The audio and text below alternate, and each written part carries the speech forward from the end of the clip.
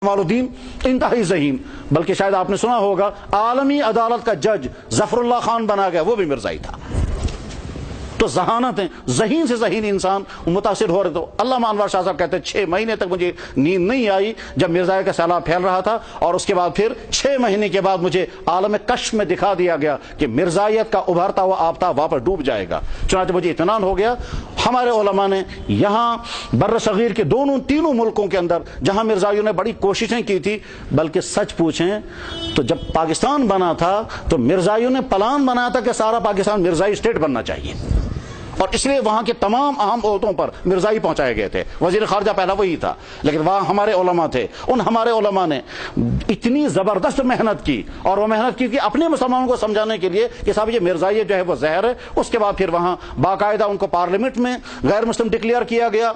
उसके बाद भी वो एक अगला जुर्म करते थे, और वही अगला जुर्म बता करके मैं अपनी बात ख़त्म करूंगा। वो अगला जुर्म ये है कि इस्लाम के मुक़द्दस अल्फाज वो अपने लोगों के लिए इस्तेमाल करते हैं। मसलन वो मिर्जा को कहेंगे नबी, और मिर्जा के साथियों को कहते हैं वो सहाबा थे। चुनांचे जैसे हम कहते हैं हजरत जनाब रसूल अकरम सल्लल्लाहु अलैहि वसल्लम के बड़े सहाबा में से हजरत अबू बकर सिद्दीक, हजरत उमर फारूक, हजरत उस्मान गनी, हजरत अली करमल्लाहु तआला वजह 4 खुलफाए राशिदीन हैं। इसी तरह से वो ये कहते हैं कि मिर्जा साहब के भी 4 खुलफाए राशिदीन हैं, और उनके नामों के साथ वो रजी अल्लाह अन्हु लिखते हैं। आज के मिर्ज़ाई भी लिखते हैं कि मिर्ज़ा कादियानी का अगर कोई इंसान होगा जिसने उससे मुलाकात की होगी, उसको कहेंगे सहाबी हैं। ये किताबें वो न लिखेंगे तो इस तरह से लिखते हैं जैसे हदीस लिखते हैं कि फरमाया मिर्ज़ा साहब ने बिस्मिल्लाहिर्रहमानिर्रहीम, फिर फरमाया मिर्ज़ा साहब ने, बिल्कुल इसी तरह से जिस तरह से हम हदीस बयान करते हैं तो हम कहते हैं क़ाला रसूलुल्लाह सल्लल्लाहु अलैहि वसल्लम। दुनिया में इस तरह से अब उनकी बातें नकल करने का सिलसिला इस्लाम से उन्होंने लिया है। गोया जिस तरह से मुसलमान हुजूर की बात नकल करते हैं, उसी तरह से मिर्ज़ा कादियानी की बात नकल करते हैं। मिर्ज़ा कादियानी की बीवी को वो उम्मुल मोमिनीन कहते हैं, मिर्ज़ा कादियानी के साथियों को वो सहाबा किराम कहते हैं, मिर्ज़ा कादियानी के करीब साथियों को वो खुलफाए राशिदीन कहते हैं। और उन खुलफाए राशिदीन में से एक शख्स का नाम रखा, एक शख्स जिसका नाम था नूरुद्दीन बहरवी, वो हकीम भी था, उसको कहा इसका दर्जा वैसा है जैसे अबू बकर सिद्दीक का। और दूसरा था उसका बेटा बशीरुद्दीन, कहते हैं इसका दर्जा वैसा ही है जैसे उमर फारूक का। और तीसरा उसका मिर्जा नासिर था कि इसका दर्जा वैसा ही है जैसे हज़रत उस्मान गनी का। और चौथा उनका था मिर्जा ताहिर का, ये वैसा ही है जैसे हज़रत अली करमल्लाहु तआला वजह। फिर अपने जिस इबादत खाने में वो जमा होकर इबादत करते हैं उसका नाम वो मस्जिद रखते हैं। अपनी जिस किताब को वो हाथ में उसका नाम रखते हैं वो कुरान रखते हैं। जो वो कलमा उसका कहते हैं कलमा तय्यबा। तो इस्लामिक टर्म्स वो इस्तेमाल करते हैं, और इस्लामिक टर्म इस्तेमाल करना संगीन जुर्म है। और ये संगीन जुर्म आप इस तरह से समझ सकते हैं कि मसलन फर्ज कीजिए एक शख्स ने एक कंपनी बनाई, प्रोडक्टिव कंपनी, जिसमें सनअत, जिसमें कोई चीज़ें वो बना रहा हो। उसको लगा ये कि हो सकता है दूसरा इंसान भी ये चीज़ें बनाएगा, और बनाने के बाद फिर वो उसको बेचने लगेगा तो मेरी कंपनी का नुकसान होगा। लिहाजा वो अपनी कंपनी के लिए या तो नाम रजिस्टर्ड करता है, या उसको लोगो रजिस्टर्ड करता है, या उसका कोई सैंपल उसका रजिस्टर्ड करता है, या कोई साइन बोर्ड उसका बनाता है। और उसके बाद में कहता है कि साहब ये वाला कोई दूसरा इस्तेमाल नहीं करेगा। ये जो मशहूर कंपनियां हैं, उन मशहूर कंपनियों के आपने वो निशानात देखे होंगे, किसी का कुछ निशान होता है, किसी का कुछ निशान होता है। बस हम बनियान बनाने वाली कंपनियों का एक खास निशान होगा, 3 डंडे खड़े होंगे। मैं कंपनियों का नाम नहीं लेना चाहता। या किसी कंपनी ने निशान बनाया होगा एक लंबा सा शेर, तो उनकी कंपनी के हर चीज पर वो लंबा सा शेर होगा और वो रजिस्टर्ड है। दूसरी कंपनी वाला अगर ये चीज इस्तेमाल करेगा तो उसके खिलाफ मुकदमा होगा, क्योंकि अदालत में ये लफ्ज या ये लोगो रजिस्टर्ड कर लिया गया। अब इसको दूसरा कोई आदमी इस्तेमाल नहीं कर सकता। बस ठीक इसी तरह से नबी एक इस्तिलाह है, रसूल एक इस्तिलाह है, सहाबी एक इस्तिलाह है। हम जनाब रसूल अकरम सल्लल्लाहु अलैहि वसल्लम की ज़माने मुबारक के बाद जितने भी दुनिया में मुसलमान हैं, किसी शख्स को हम सहाबी नहीं कर सकते, चाहे मकाम कितना ही ऊंचा क्यों ना हो। हज़रत उवैस करनी, हज़रत उवैस इब्न आमिर रहमहुल्लाह ताला जनाब रसूल अकरम साहब के ज़माने मुबारक में हैं। इस्लाम उन्होंने कबूल किया है अपने मुल्क यमन के अंदर। हुजूर की खिदमत में हाजिर होना चाहते थे, अपनी वालदा की खिदमत की वजह से वो हाजिर न हो सके। अल्लाह के नबी सामने हजरत उमर रज़ी अल्लाह अन्हु ने फरमाया तुम्हारे पास असवद उवैस करनी आ जाएंगे, उवैस करन से आएंगे, उवैस इब्न आमिर। और उसकी कुछ अलामतें भी बयान फरमाई, और अलामतें बयान करने के बाद फिर फरमाना कि उनको मेरा सलाम कहना और उनसे उम्मत के लिए या अपने लिए दुआ कराना। उवैस करनी यही है। شاید کسی دوسرے صحابی کے بارے میں اس طرح سے اللہ کے نبی علیہ السلام نے نہیں فرمایا ہوگا، اس کے باوجود ویسا کرنی کا درجہ صحابی سے نیچے ہے۔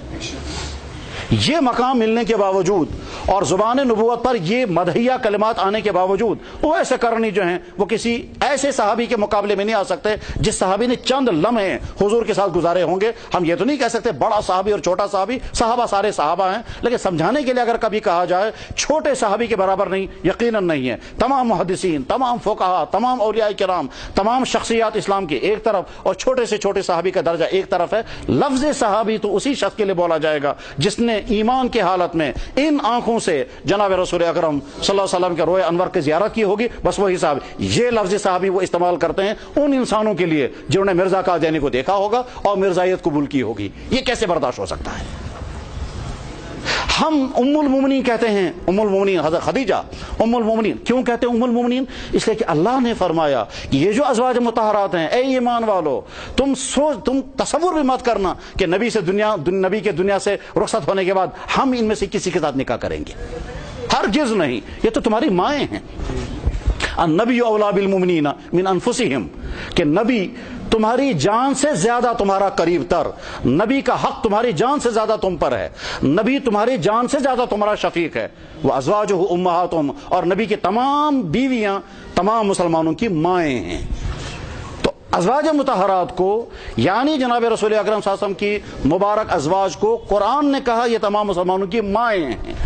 مرزائی لوگ مرزا قادیانی کی بیوی کو کہتے ہیں یہ ہماری ماں ہے، چنانچہ اس کا نام لکھتے ہیں وہ ام المؤمنین، ان کی کتابوں میں آئے گا ام المؤمنین صاحبہ تشریف فرما تھی۔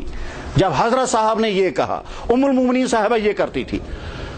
یہ ہیں وہ حالات جن حالات کی بنا پر مرزائیت کے سلسلے میں ایمان والا جو ہے بہت حساس ہے اور وہ ذرا سا بھی برداشت نہیں کر سکتا، اور جب تک ایمان کے اندر سلامتی ہے کوئی مسلمان اس کو برداشت نہیں کر سکتا کہ ہم مرزائیت کو قبول کریں یا مرزائیت کے متعلق کوئی نرم رویہ اختیار کریں۔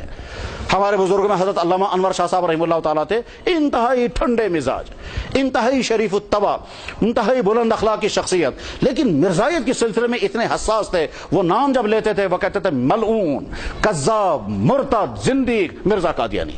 تو ایک مرتبہ کسی شاگرد نے کہا حضرت آپ کی زبان سے اچھا نہیں لگتا ہے، یہ سخت الفاظ آپ بولتے ہیں۔ فرمایا ایمان کی غیرت کا تقاضا یہ ہے کہ جو شخص جناب رسول اکرم صلی اللہ علیہ وسلم کے ختم نبوت پر حملہ آور ہو جائے اس کے متعلق غیرت یہی کہتی ہے کہ ہم اس کو ملعون اور کذاب کے بعد پھر اس کا نام لیں گے۔ میرے بھائیوں، یہ چند باتیں ذہن میں رکھیں کہ ہمارا اور ان کا درمیان فرق کیا ہے۔ ہم ختم نبوت کے قائل ہیں، وہ ختم نبوت کے منکر ہیں۔ ہم محمد رسول اللہ کو خاتم النبیین مانتے ہیں، وہ مرزا قادیانی کو مانتے ہیں۔ وہ مرزا قادیانی کی امت ہے، وہ محمد صلی اللہ علیہ وسلم کی امت نہیں ہے۔ وہ حضرت عیسیٰ علیہ السلام کے متعلق احادیث کو اپنے اس پر فٹ کرتے ہیں، ہم کہتے ہیں بالکل۔ وہ حضرت امام مہدی کے متعلق احادیث کو اس پر فٹ کرتے ہیں، ہم کہتے ہیں بالکل۔ وہ کہتے ہیں کہ وہی اس کا سلسلہ اس پر جاری رہا ہے، طاری رہا ہے، وہی نازل ہوتی تھی، اور وہ کچھ انگریزی جملے بھی نقل کر کے کہتا تھا یہ مجھ پر وہی نازل ہوئی۔ اور لطیفہ یہ ہے کہ وہ ہندوؤں کو کہتا ہے میں تمہارے لیے کرشن بن کر آیا، اور سکھوں کو کہتا ہے میں تمہارے لیے گرو بن کر گیا، اور عیسائیوں کو کہتا ہے میں تمہارے لیے مسیح بن کر کے آیا۔ اب ہندوؤں کو وہ کرشن ہے یا نہیں یہ تو وہی فیصلہ کریں گے، لیکن ہماری طرف سے فیصلہ ہو چکا وہ اسلام سے خارج ہے، اسلام کے ساتھ اس کا کوئی تعلق نہیں ہے، اور اس کے ماننے والے بھی اسلام سے خارج ہیں۔ اب ہمارا رویہ ان کے ساتھ کیا ہونا چاہیے کہ انسانیت کے بنا پر ہمارا رویہ ان کے ساتھ انسانیت جیسا ہونا چاہیے، لیکن انسانیت کا رویہ اپناتے اپناتے ہم اتنے قریب بھی نہیں جائیں گے کہ ہمارے ایمان میں ہی اثر آنے لگے۔ اس سلسلے میں بس ایک چیز ہے جو ذہن میں رکھنی ہے۔ حضرت مفتی شفیع صاحب رحمہ اللہ تعالیٰ سے کسی شخص نے سوال پوچھا تھا کہ حضرت میں سکول میں ٹیچر ہوں، وہاں میرا کلیگ ہے وہ مرزائی ہے، کبھی اس کے ساتھ کرسی پر بیٹھنا پڑتا ہے، کبھی اس کے ساتھ بات چیت کرنی پڑتی ہے، کبھی ہینڈ شیک کرنا ہوتا ہے، کبھی اس کے ساتھ بیٹھ کے چائے پینی پڑتی ہے، اور کبھی اس کے ساتھ بات چیت کرنی ہوتی ہے۔ ہو سکتا ہے اس کے گھر میں کسی کی وفات ہو جائے تو تعزیت کرنے کے لیے جاؤں گا، وہ میرے گھر میں بھی آ سکتا ہے، کیا اسلام مجھے اس کی اجازت دیتا ہے یا نہیں؟ تو حضرت مفتی شفیع صاحب رحمہ اللہ تعالیٰ نے نہایت ہی فکر انگیز جواب نقل فرمایا۔ آپ نے فرمایا تم جو کچھ یہ کرتے ہو کرتے رہو، تم جو کچھ یہ کرتے ہو، میں اس بارے میں کچھ نہیں کہوں گا۔ ہاں میں اتنی بات کہتا ہوں، قیامت کے دن محمد الرسول اللہ صلی اللہ علیہ وسلم اگر تم سے پوچھیں گے جس نے میری نبوت کا تاج چھیننا چاہا تھا تیرا اس کے ساتھ یہ تعلق کیوں تھا؟ تو جب یہ تیرا اس کے ساتھ تعلق، تو اس کے ساتھ بیٹھ کے چائے پیتا تھا، تو اس کے ساتھ بیٹھ کر کے گپیں کرتا تھا۔ بس یہی ہمارا طرز کہ ہمیں سمجھنا چاہیے کہ جو یہ کہتے ہیں جو مرزا قادیانی کو نبی نہ مانے وہ جہنمی، تو ان کے فیصلے کے مطابق تو ہم سارے جہنمی ہیں۔ ان کا کہنا یہ ہے کہ جو مرزا قادیانی کو نبی نہ مانے وہ ساری زندگی نماز پڑھے وہ نماز قبول نہیں ہوگی، تو گیا ہماری نماز ان کے حساب سے رد ہو گئی۔ ان کا کہنا یہ ہے کہ اگر کوئی سید زیادہ ہوگا اور وہ مرزا قادیانی کو نبی نہیں مانے گا تو سید ہی نہیں رہے گا۔ ان کا ایک شخص نے ان سے پوچھا کہ جناب میں حج کرنے کے لیے جانا چاہتا ہوں، انہوں نے کہا اگر مجھے نبی مانو گے اس کے بعد حج کرو گے تو قبول ہوگا ورنہ تو نہیں۔ یہ جو مقدس مقامات کو اپنے اوپر فٹ کرنے کی بات ہے، انہوں نے یہ کہا کہ صاحب جیسا مدینہ منورہ مکہ مکرمہ میں مقبرہ ہے، ایک شخص نے ان سے کہا کہ جناب میری تمنا یہ ہے کہ میں مکہ یا مدینہ میں دفن ہو جاؤں، اس نے کہا ان سے زیادہ مقدس تو قادیان کا مقبرہ ہے۔ چنانچہ وہ بڑی رقمیں جمع کرتے ہیں قادیان کے مقبرے میں دفن ہونے کے لیے۔ جب مرزا قادیانی سے کہا گیا کہ حضرت عیسیٰ علیہ السلام تو نازل ہوں گے ایک مینارے پر، تو آپ کے ہاں تو آپ تو کسی مینارے پر نازل نہیں ہوئے، آپ تو وہ چاند بیوی کے گھر میں پیدا ہوئے ہیں۔ تو اس نے کہا ٹھیک ہے مینارے پر نازل ہوئے، تب ہم قادیان کے اندر مینارہ بنا دیتے ہیں۔ چنانچہ قادیان کے اندر مینارہ بنایا گیا کہ یہ ہے وہ مینارہ جس مینارے پر آدمی پہلے آیا، مینارہ بعد میں بنا گیا، اس کا نام رکھا گیا مینارۃ المسیح۔ یہ وہ چند واضح فرق ہیں۔ ان واضح فرقوں کے بعد پھر ہم میں سے ہر شخص کا نمبر ایک مرزائیت کے سلسلے میں حساس رہنا ضروری ہے۔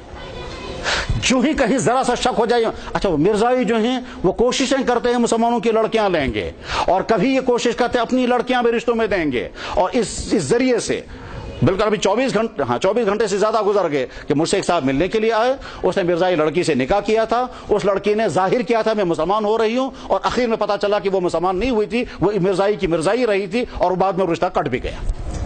تو وہ شخص خود کہہ رہا تھا کہ صاحب میں نے اس کے ساتھ اتنا طویل زمانہ گزارا ہے۔ غرض یہ کہ وہ طرح طرح کے ہتھ کنڈے استعمال کرتے ہیں، اس سلسلے میں بے انتہا چوکنا رہنا ہے، خاص طور پر ان علاقوں میں جن علاقوں میں مرزائیت آباد ہیں، یہاں شہر میں بھی جہاں پر مرزائی ہوں گے وہاں کے مسلمانوں کو بے انتہا چوکنا رہنا ضروری ہے کہ وہ کس طرح سے مسلمانوں کے اندر اثر و فروغ، اور اسی طرح سے ہو سکتا ہے کچھ اونچے عہدوں پر وہ پہنچے ہوں، اور ان اونچے عہدوں پر پہنچ کر اپنی کرسی کا اور اپنے اسٹیٹس کا وہ استعمال کرتے ہوں گے۔ چنانچہ یہاں جو کانفرنس ہونے والی تھی، ہمارا احساس یہ ہے کہ وہی چند لوگ جو اونچے عہدوں پر پہنچے ہیں انہوں نے کوشش کی ہوگی کہ یہاں مرزائیت کی کانفرنس ہو جائے۔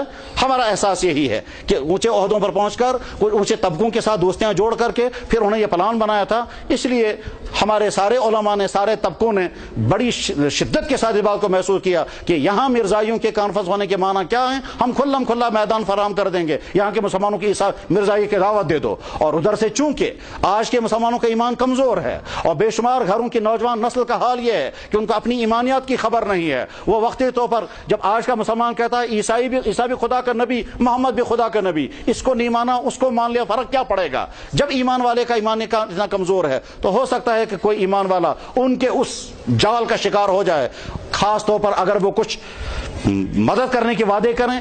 ادھر سے یہاں بے روزگاری ہے، ادھر سے طرح طرح کے ٹینشن ہیں، ان ٹینشنوں میں ذرا سا بھی کہیں سے اگر کوئی مدد یا کوئی ریلیف یا کوئی سپورٹ ملتا ہے تو انسان اپنی ایمان بیچنے پر آمادہ ہو سکتا ہے۔ تو کمزور ایمان کی صورتحال کے اندر اس طرح کی کانفرنس منعقد ہونا در حقیقت ارتداد کی دعوت دینا۔ اس لیے سختی کے ساتھ ہم چاہتے ہیں کہ ہرگز یہ کانفرنس نہیں ہونی چاہیے، اور اگر ان کا پرمیشن ختم کر دیا گیا تو ہم ان کا بہت شکریہ ادا کریں گے، ان تمام اداروں کا اور ان تمام طبقات کا، ان ہائی اتھارٹیز کا جنہوں نے ان کا پرمیشن ختم کیا۔ اور اگر وہ پرمیشن ابھی باقی ہے یا پرمیشن ختم کر دیا لیکن خفیہ طور پر ان کو کانفرنس کرنے کی اجازت دی گئی تو یہ سمجھیے اہل کشمیر کے ساتھ ایمانی دھوکہ ہونے والا ہے۔ اس کے لیے ہم ذہناً تیار رہیں گے کہ صاحب ہم اپنی تمام لوگوں کو سمجھیں کہ مرزائیت الگ چیز ہے، اسلام الگ چیز ہے، ہم کوئی فتنہ نہیں کرنا چاہتے، نہ فتنہ کرنا ہمارا دین سکھاتا ہے۔ البتہ یہ بات ضرور ہے کہ اپنی ایمان اور اپنے مسلمان بھائیوں کی ایمان کی حفاظت کرنے کے لیے ہم اسلام کی تعلیم کے مطابق جو ہمیں حکم ہوگا وہ ہم کرنے کے مکلف ہیں، اور دین ہمیں حکم دیتا ہے قانون کے دائرے میں رہ کر کے۔ بہرحال مرزائیت کو سمجھیں، مرزائیت کے پلانوں کو سمجھیں۔ یہ اتنا ہی نہیں ہے، جب ہم یہ کہتے ہیں محمد رسول اللہ خاتم النبیین ہے تو خاتم النبیین ہونے کے معنی اب نہ عیسائیت کے مذہب کی کوئی ضرورت ہے، نہ مرزائیت کے مذہب کی کوئی ضرورت ہے، نہ کسی اور مذہب کی ضرورت ہے۔ خاتم النبیین دنیا میں تشریف لائے، تمام مذاہب ختم کر دیے گئے، ہر مذہب منسوخ کر دیا گیا۔ اب اگر کامیابی ہے تو دنیا کے انسانوں کے لیے اگر دین ہے تو وہ ایک ہی دین ہے، اور وہ دین اسلام۔ ان الدین عند اللہ الاسلام، وآخر دعوانا ان الحمد للہ رب العالمین برحمتک یا ارحم الراحمین۔